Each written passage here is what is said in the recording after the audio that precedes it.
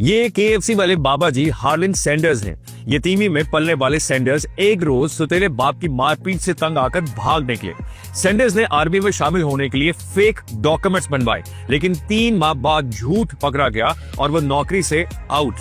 उन्होंने फॉर्म मजदूर, tram conductors, railway fireman, बीमा एजेंट, फेरी बोट ऑपरेटर और वकील समेत कई मुलाजमतें की, लेकिन हर बार नाकाम हो जाते। यहाँ तक कि बीवी भी उन्हें छोड़कर भाग गई।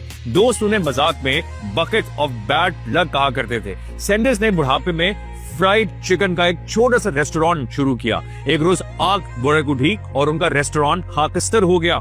65 इयर्स के सैंडर्स के पास अब एक ऑप्शन बची थी और वो थी खुदकुशी, लेकिन वो ऐसा करने में भी फेल हो गए। उन्होंने एक बार फिर से केंटकी फ्राइड चिकन शुरू किया। अब तकदीर ने भी उनका साथ दिया और फिर 70 साल के बाबा जी किंग ऑफ चिकन बने और उनकी जिंदगी में सिर्फ अमेरिका और कनाडा में केएफसी की 600 से ज्यादा फ्रेंचाइजीज बन चुकी थी और आज ये ट्रिलियंस की मल्टी नेशनल कंपनी है।